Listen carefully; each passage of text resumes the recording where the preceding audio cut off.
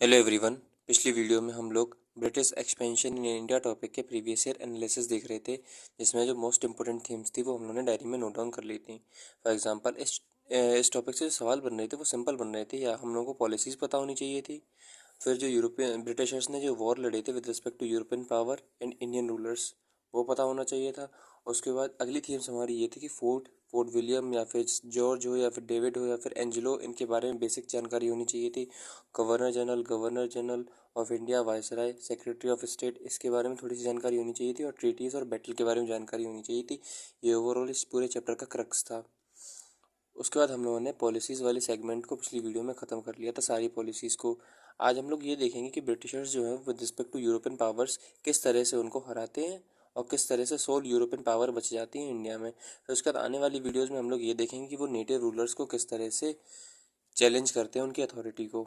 तो ये हमारा सीक्वेंस रहेगा। और फिर ये जो बची हुई थीम्स हैं इनको हम लोग क्वेश्चंस के साथ ही देख लेंगे, या फिर जो ट्रीटीज़ और बैटल है उसको जब हम लोग रूलर्स को देखेंगे इधर और इधर, तब भी हम लोग कवर कर लेंगे साथ में। तो यार उम्मीद करता हूँ कि आज की वीडियो का आपको पर्पस पता होगा कि आज की वीडियो में हम लोग यूरोपियन पावर्स को देखेंगे कि किस तरह से उनको चैलेंज मिलता है इंडिया में। तो यार हम लोग सबसे पहले ये देखेंगे जो सबसे पहले इंडिया में आया था, यानी कि सबसे पहले पुर्तगीज़ के साथ क्या होता है।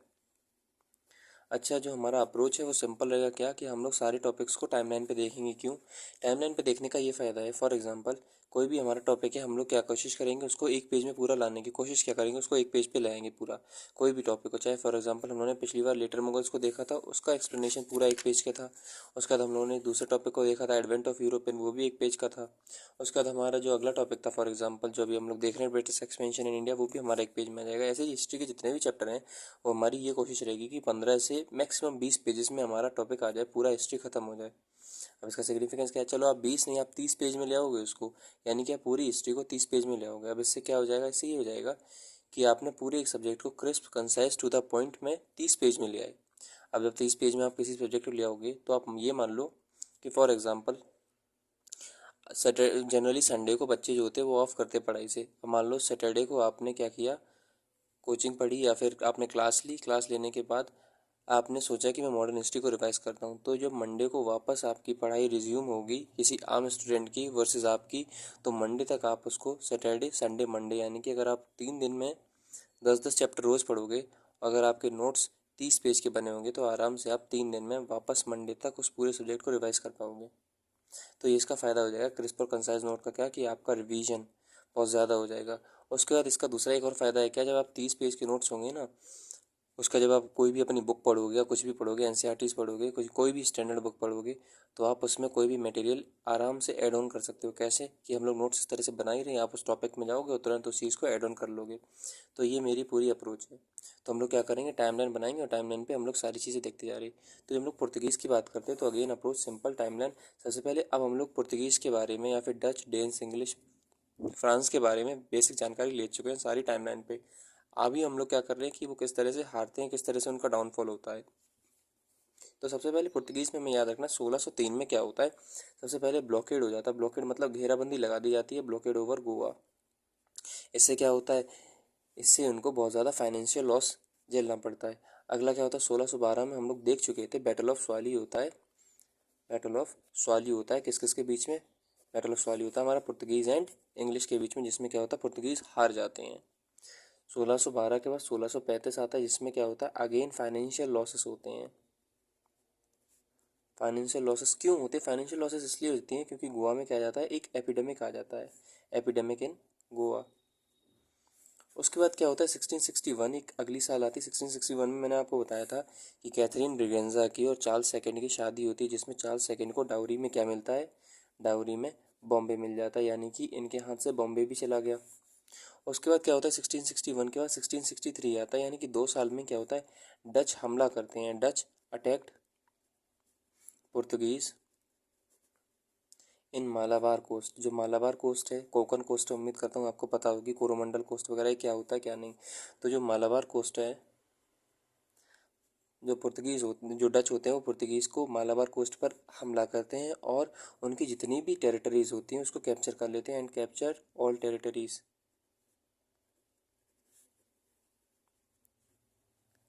All territories of that coast. तो ये हम लोगों ने सबसे पहले क्या देखा, सबसे पहले ये देखा 1603 में ब्लॉकेड लगता है, 1612 में बैटल ऑफ सॉरी होता है, 1613 में फाइनेंशियल लॉस होता है, 1661 में डाउरी में बॉम्बे चला जाता है, 1663 में क्या होता है, डच पुर्तगीज़ के ऊपर हमला करते हैं, मालाबार कोस्ट में, और जितनी भी वहाँ की उनकी टेरिटरी होती है सबको कब्जा कर लेते हैं। फिर क्या होता है, फिर यहाँ तक पुर्तगीज़ की पावर बहुत कम हो जाती है, और अगेन लास्ट में 1961 में गवर्नमेंट ऑफ इंडिया इनसे गोवा, दमन और दीव को ले लेती है। अच्छी बात है, अब ये तो हम लोग समझ गए। अब उसके बाद अगला हमारा था पुर्तगीज़ के बाद, जिसको हम लोग बोलते हैं डच। अब डच के साथ क्या होता है, तो डच के बारे में भी मैं आगे एक टाइमलाइन बना दे रहा हूँ। तो हम लोगों को पता है क्या कि 1620 में एक ट्रीटी होती है विद ब्रिटिशर्स, और उस ट्रीटी में क्या होता है, ट्रीटी विद इंग्लिश, जिससे क्या होता है कि ये लोग पीसफुल ट्रेड करेंगे इंडिया में। हम लोग देख चुके हैं, उम्मीद करता हूँ कि आप लोगों ने देखा होगा। वो 1623 में हम लोगों को पता है एक मैसेकर होता है जिसको हम लोग बोलते हैं अम्बोयना मैसेकर। अब अम्बोयना मैसेकर में क्या होता है, तो अम्बोयना मैसेकर में ये होता है कि जो डच होते हैं वो 19 लोगों को मार देते हैं, 9+10, 9 जो होते हैं उसमें जापानीज़ होते हैं, और जो 10 होते हैं वो कौन होते हैं, इंग्लिश होते हैं। डच इन लोगों को मार देते हैं। 1600, उसके बाद अगली ईयर सिग्निफिकेंट आती है 1667। 1667 में क्या होता है, एक कॉम्प्रोमाइज़ हो जाता है, एक ऐसा कॉम्प्रोमाइज़ हो जाता है कि इंडिया में इंग्लिश रहेंगे, और फिर जो डच होते हैं वो कहाँ चले जाएंगे, साउथ ईस्ट एशिया, इसमें पार्टिकुलरली कहाँ पर, इंडोनेशिया में कौन चला जाएगा, इंडोनेशिया में डच चले जाएंगे। यानी कि अपने ट्रेडिंग सेंटर पहले से ही डिसाइड कर लेते हैं कि हम आज से डच जो हैं इंडोनेशिया फोकस करेंगे, आप इंडिया फोकस करो, हम उधर आपको डिस्टर्ब नहीं करेंगे, आप हमें इधर मत डिस्टर्ब करना। तो इनका म्यूचुअल अंडरस्टैंडिंग हो जाता है। 1741 ये सिग्निफिकेंट ईयर है, इसको मैं दूसरे पेन से लिखूंगा। अच्छा, मैं आपसे एक और बात बताऊं, मैं तो एक ही पेन से लिख रहा हूँ, आप लोग इस तरह से लिखना। फॉर एग्जांपल ये वाला जो है आप लाल पेन से लिखो। ये चलो मैं अगले टॉपिक में आपको बताऊंगा क्यों, क्योंकि इसका भी एक पर्पस होता है। तो आप 3 पेन ले लेना, लाल, नीला, काला। इससे पता क्या होता है, फॉर एग्जांपल जब आप ये काले पेन से लिखोगे, ये नीले पेन से लिखोगे, ये मान लो आपने फिर ये लाल पेन से लिखा, तो पता है ये पेन नहीं अलग अलग है। एक तो इससे आपका रिप्रेजेंटेशन अच्छा होगा, प्रेजेंटेशन, दूसरा इससे एक और काम अच्छा होगा क्या, ये आपस में तीनों अलग अलग टॉपिक हो गए। फॉर एग्जांपल मान लो अगर मैं इसमें 2-3 लाइनें और लिखता और फिर इसको 4 महीने बाद मैं पढ़ता, तो समझ में नहीं आता कि ये वाला टॉपिक क्या एक ही है कि अलग अलग है। अब अगर मान लो पेन अलग अलग होगा तो सीधी सीधी बात है टॉपिक भी अलग अलग होगा।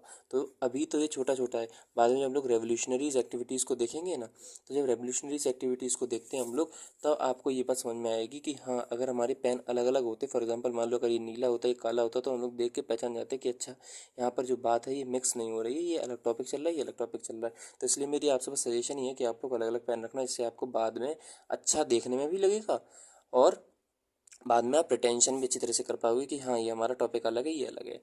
तो ठीक है, कोई बात नहीं। तो 1741 में एक इम्पोर्टेंट लड़ाई होती है, याद रखना, मार्तंड वर्मा होते हैं। अब ये मार्तंड वर्मा कौन है, तो मार्तंड वर्मा जो होते हैं ये रूलर होते हैं वर्सेस डच।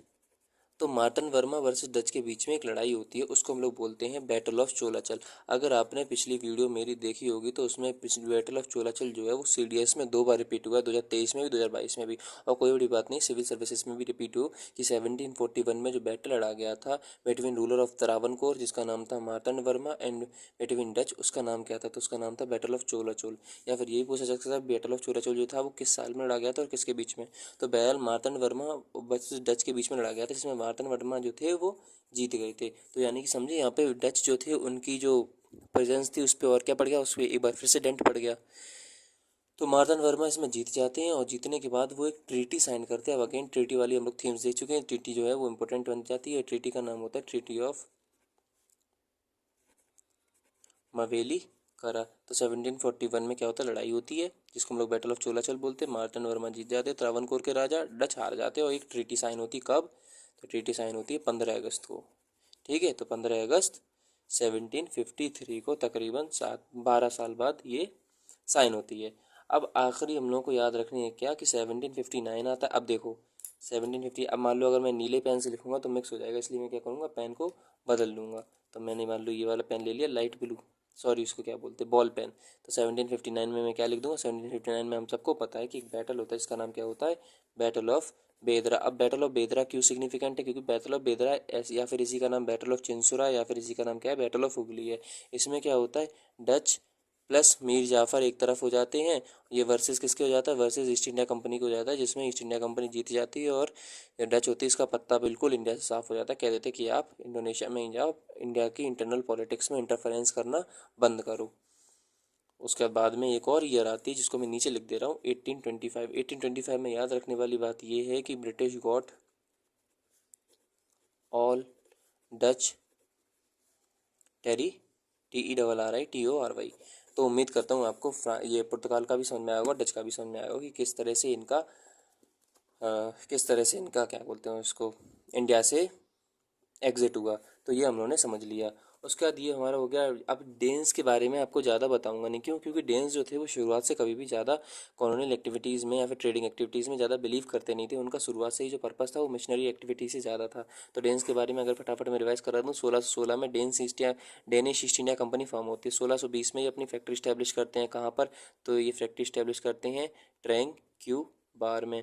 फैक्ट्री अभी टेंक्यू बार कहाँ है? तो तमिलनाडु में पड़ेगा आपका। उसका ये हमारा आता है अगला 1755। 1755 में ये सीरमपुर में अपनी फैक्ट्री स्टैब्लिश करते हैं। अब सीरमपुर कहाँ है? सीरमपुर इन बंगाल, बंगाल में अपनी फैक्ट्री स्टैब्लिश करते हैं। 1770 आता है जिसमें ये सीरमपुर वाली फैक्ट्री क्या कर देते हैं? बेच बाच देते हैं सीरमपुर। और फिर आखिरी साल आती है जिसको हम लोग बोलते हैं 1845। 1845 में ये क्या करते हैं? British control. ये पता क्या करते हैं? ये ब्रिटिश को सारी अपनी इंडस्ट्री फैक्ट्रीज वगैरह हैंड ओवर करके चले जाते हैं। British control over Danes centres, जो डेन्स के सेंटर्स होते हैं। और डेन्स का बिल्कुल नाम मात्र का इंडिया में प्रेजेंस रह जाता है। डेन्स जो होते हैं वो इंडिया में सिग्निफिकेंट पावर नहीं बची होती है। तो देखो यार, अब अगर कायदे में देखा जाए तो ब्रिटिश के बारे में तो पढ़ ही रहे हैं, यानी कि एक यूरोपियन पावर इसको तो पढ़ ही रहे हैं। 5 आए थे, पुर्तगीज़ खत्म हो गए, डच खत्म हो गए, डेन्स खत्म हो गए, यानी कि 4 खत्म हो गए। तीसरे मतलब चौथे को तो पढ़ ही रहे हैं। अब आखिरी बचे हमारी, जिसको हम लोग क्या बोलते हैं? फ्रांसीसी बोलते हैं। तो फ्रांसीसी के बारे में हम लोग ज़रा देख लें। देखो यार, जब हम लोग फ्रेंच की बात करते हैं तो फ्रेंच की बात करेंगे तो हमारा इसमें याद आएगा, हम लोग को याद रखना है एंग्लो फ्रेंच राइवलरी, यानी कि एंग्लो अंग्रेज और फ्रेंच राइवलरी, या फिर इसको एक और नाम से जाना जाता है जिसको हम लोग बोलते हैं कर्नाटिक वॉर। अब याद रखना, कर्नाटक आज का कर्नाटक नहीं है। ये कर्नाटक जो था ये कोस्ट थी, कोरोमंडल कोस्ट थी। जो यूरोपियन होते थे ना, वो कोरोमंडल कोस्ट को कर्नाटक के नाम से कहते थे। तो याद रखना कि कोरोमंडल जो थी उसी कोस्ट को अंग्रेज़ों के द्वारा, यूरोपियंस के द्वारा कर्नाटक कहा गया था। अब ये क्या सीन है? तो ये ऐसा था, देखो, कर्नाटक एंग्लो फ्रेंच राइवलरी या फिर कर्नाटक वॉर 3 हुए थे, फर्स्ट, सेकंड और थर्ड। या फिर इसको मैं ऐसे कर दे रहा हूँ, क्यों? क्योंकि अगेन वही बात है, ज़्यादा स्पेस मिल जाएगा। ये हमारा फर्स्ट,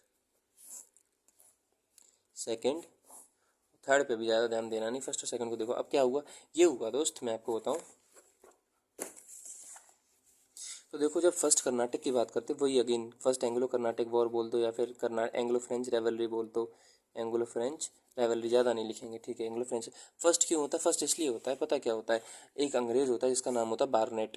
मैं आपको स्टोरी बता दे रहा हूँ, अगेन 2-3 बातें हैं वो आप क्लियर कर लो। देखो यार, यूपीएससी में आपको क्या करना है? सब्जेक्ट से ज़्यादा स्टिक नहीं रहना है, सब्जेक्ट से ज़्यादा अटैचमेंट नहीं करना है। मतलब कहीं ऐसे भी नहीं करना है कि लॉर्ड क्लाइव के पड़ोसी का नाम क्या था हम लोग ये भी पता कर रहे नहीं। हम लोग को पता क्या करना है? प्रैक्टिकल अप्रोच अपनानी। जितना यूपीएससी में पूछा जा रहा है उतना ही बस उसने स्टिक करना है हम लोग को, ज़्यादा उसमें हम लोग को इंटरेस्ट नहीं लेना है। जितनी हमारी, इसी को प्रोफेशनल अप्रोच बोलते क्या, कि जो सब्जेक्ट भी नहीं बोलूँगा, जो हमारे एग्जाम की डिमांड है, बस वही बात है, इकोनॉमिक्स का रूल फॉलो करना है, डिमांड और सप्लाई का। जितनी उसकी डिमांड है उतनी हम लोग उसको सप्लाई करना, ज़्यादा टाइम उसको देना नहीं है। क्यों? क्योंकि इस चीज़ से इतने ज़्यादा भी सवाल आते नहीं है। और क्या आप गारंटी है कि इस टॉपिक से सवाल आए? इसलिए हम लोग क्या कर रहे हैं? बेसिक जानकारी थोड़ी बहुत हर एक सब्जेक्ट में होनी चाहिए, जिससे कि हम लोग आसानी से अपना प्री और मेंस पास कर पाएँ। अभी हम लोग प्री के एनालिसिस कर रहे हैं। जब हम लोगों का प्री का रिस्पॉन्स अच्छा होगा तो फिर हम लोग मेंस का भी शुरू कर देंगे। मेंस का एनालिसिस इस तरह से होगा कि आप लोगों को मज़ा आ जाएगा कि मेंस में भी हमारी थीम्स जो हैं वो रिपीट होती हैं। तो हम लोग बाद में मेंस का शुरू कर देंगे। तो देखो, अगेन मैं आपको ये बताना चाहता हूँ दोस्त कि एक सब्जेक्ट को सब्जेक्ट की तरह लेना है। हम लोगों को ज़्यादा उसमें इनकलकेट नहीं करना है, अपने आप को ज़्यादा नहीं बहकना है कि लॉर्ड क्लाइव के पड़ोसी का नाम पता कर रहे हैं, लॉर्ड क्लाइव की किससे लड़ाई थी, किससे दोस्ती थी। हमें इन सब से मतलब नहीं है। हमें ये मतलब है, हमें ये पता होना चाहिए कि लॉर्ड क्लाइव के बारे में, डलहौजी के बारे में, कर्जन के बारे में, लिट्टन के बारे में, रिपन के बारे में, एटसेट्रा सो ऑन के बारे में क्या पढ़ना है, क्या नहीं पढ़ना है। तो अगेन मैं आपको एक स्टोरी के रूप में बता दूंगा कर्नाटक में क्या होता है, और हम लोग को इसमें पीएचडी नहीं करनी, क्या करना है, जो हमारी काम की चीज़ होगी बस वही याद करनी है। यहाँ पे 4 पॉइंट, यहाँ पे 4 पॉइंट, यहाँ पे 4 पॉइंट, बात खत्म। एंग्लो कर्नाटक वॉर खत्म। इसमें क्या होता है क्या नहीं होता हमें वो ना याद करना, ना हमसे कभी पूछा जाएगा। तो अगेन पता क्या होता है, शुरुआत में जब प्रिपरेशन करते हैं तो हम लोग को ये लगता है ये भी पता होना चाहिए, ये भी पता, क्या पता यहाँ तक सवाल आ जाए। इसी को हम लोग क्या करते हैं, प्रीवियस ईयर एनालिसिस करो तब पता चल जाता है यहाँ से सवाल नहीं आता, ना मेंस में ना प्री में। कोई बात नहीं, फिर आपको यूपीएससी तो अनप्रेडिक्टेबल, अगर सवाल पूछ लिया तो नहीं पूछेगा। क्यों नहीं पूछेगा? क्योंकि ये स्टोरी होती है। यूपीएससी जो होता है स्टोरी पे कभी फैक्ट क्वेश्चन नहीं पूछता। यूपीएससी हमेशा कंसेप्ट पे और फैक्ट पे क्वेश्चन पूछता है। कंसेप्ट पे हमारा मेंस में सवाल पूछेगा और फैक्ट पे हमारा प्री में सवाल पूछेगा। स्टोरी का कोई स्कोप नहीं होता है। स्टोरी जो होती है वो अनसीन पैसेज वगैरह में आती है हमारी। तो बहरहाल बहुत बातें हो गई, तो मैं आपको बताऊं एंग्लो फ्रेंच रिवलरी की बात करते हैं। कर्नाटक पता क्या होता है? एक अंग्रेज होता है जिसका नाम होता है बार्नेट। वो फ्रांस के जहाज़ों के ऊपर कब्जा कर लेता है, तो फ्रांस रिटेलिएट करता है। अच्छा, मैंने आपको पहले बता दिया था कि अंग्रेज के 3 मोस्ट इंपॉर्टेंट सेंटर होते हैं, एक मद्रास, एक हमारा बॉम्बे, एक हमारा कलकत्ता। फ्रांस का एक इंपॉर्टेंट सेक्टर होता है, सेंटर होता है जिसको हम लोग पौंडीचेरी बोलते हैं। तो क्या होता है, जब बार्नेट फ्रांस के जहाज़ों को कब्जा करता है तो फ्रांस रिटेलिएट करते हैं। कैसे? जो उसका मद्रास वाला सेंटर होता है उस पर कब्जा कर लेते हैं। अब अंग्रेज भाग के जाते हैं कर्नाटक के राजा के पास कि प्रभु इसने हमें हमारा जो सेंटर है वो पकड़ लिया है। तो उस टाइम पे कर्नाटक का जो राजा होता है उसका नाम होता है अनवरुद्दीन। तो अनवरुद्दीन कहता है कोई बात नहीं, हम आपको सपोर्ट करेंगे। तो इंग्लिश प्लस अनवरुद्दीन जो होते हैं, ANWARUDDIN, ये लोग मिलके फ्रांस के खिलाफ बैटल करते हैं। इसमें फ्रांस क्या करता है? जीत जाता है। तो फ्रांस जीत जाता है तो फिर एक ट्रीटी होती है, उस ट्रीटी का नाम होता है ट्रीटी ऑफ, उस ट्रीटी का नाम होता है क्या? उस ट्रीटी का नाम होता है हमारा ट्रीटी ऑफ एक्सला चैपल। एक्सला चैपल। जितनी काम की चीज़ें हैं वो मैं सब लिख दे रहा हूँ और हम लोग को एक्स्ट्रा चीज़ें नहीं जाननी है। तो फिर क्या होती है, तो हम लोगों ने देख लिया। सबसे पहले हमारा बैटल होगा जिसमें अनवरुद्दीन जो होते हैं और अंग्रेज होते हैं हार जाएंगे, फ्रांस जीत जाएंगे, ट्रीटी ऑफ एक्सला चैपल हो जाएगी। अच्छा, इसी को हम लोग एक और नाम से जानते हैं, इसी को हम लोग बैटल ऑफ अडियार के नाम से जानते हैं, या फिर बैटल ऑफ सेंट थोम के नाम से इसी को जानते हैं। बस इतना ही पहले में याद रखना है। दूसरे में क्या होता है? दूसरे का में ये हो जाता है कि कर्नाटक में 2 लोग होते हैं, एक का नाम होता है अनवरुद्दीन और एक का नाम होता है चंदा साहब। अगेन सक्सेशन की लड़ाई एक और जगह चल रही होती है जिसको हम लोग बोलते हैं हैदराबाद। हैदराबाद में भी सक्सेशन की लड़ाई चल रही होती है। हैदराबाद में भी 2 लोग होते हैं, एक का नाम होता है नासिर जंग और JUNG, एक का नाम होता है मुजफ्फर जंग। नासिर जंग, मुजफ्फर जंग। अब पता क्या होता है, अंग्रेज इसका साथ देते हैं और अंग्रेज नासिर जंग का साथ देते हैं। तो फ्रांस से अब वही बात है, अगर तू इसका साथ देगा तो मैं तेरे अपोजिट लोगों का साथ दूंगा। तो चंदा साहब होता है वो इसका साथ देता है और चंदा साहब मुजफ्फर जंग का साथ देता है, सॉरी, चंदा साहब फ्रांस का साथ देता है और फ्रांस ही मुजफ्फर जंग का साथ देता है। अभी इंग्लिश एक तरफ हो जाते हैं, फ्रांस एक तरफ हो जाते हैं, आपस में लड़ाई लड़ते हैं। इसमें कौन जीत जाता है? फ्रांस जीतने ही वाला होता है। कि याद रखना मैं क्या बोल रहा हूँ, अगेन फिर से बोल रहा हूँ, फ्रांस जीतने ही वाला होता है, ऑलमोस्ट जीत जाता है 97%। लेकिन क्या होता है, क्लाइव कुछ आर्मी के बंदों के साथ यानी कि 210 आदमियों के साथ आरकट को क्या कर लेता है? Siege of Arcot. याद रखना, इसीलिए लिख दिया सीज ऑफ आरकट कहाँ पे होता है। तो siege of Arcot second Anglo French rivalry या फिर कर्नाटक वॉर में होता है। सीज ऑफ आरकट कर लेता है। अब सीज ऑफ आरकट क्या है? तो आरकट जो होता है वो कर्नाटक की राजधानी होती है। आरकट को सील कर लेता है और फिर क्या हो जाता है, इसमें लास्ट मोमेंट पर इंग्लिश जीत जाते, इंग्लिश वॉन। जब इंग्लिश जीत जाते तो इस टाइम पर पहले जो हम लोगों ने लड़ाई देखी थी फर्स्ट बैटल, उसमें जो फ्रांस को लीड कर रहा था उसका नाम होता है डुप्लेक्स। अगेन सेकंड में भी कौन होता है? डुप्लेक्स ही होता है। लेकिन जब ये फ्रांस यहाँ पे हार जाता है तो डुप्लेक्स को क्या कर दिया जाता है? Call back. डुप्लेक्स को वापस बुलाया जाता है कि आप फ्रांस में वापस आ जाओ। जब अंग्रेज जीत जाते हैं तो फिर से क्या होगा? फ्रांस हार जाएंगे। तो इसमें भी एक ट्रीटी होगी, तो उस ट्रीटी को हम लोग बोलते हैं treaty of Pondicherry. Treaty of Pondicherry. अब इसके भी कई सारे बैटल के नाम होते हैं। फॉर एग्जाम्पल एक तो इसका नाम है बैटल ऑफ अम्बूर, या फिर इसी को एक और नाम से बोलते हैं बैटल ऑफ त्रिचनापल्ली।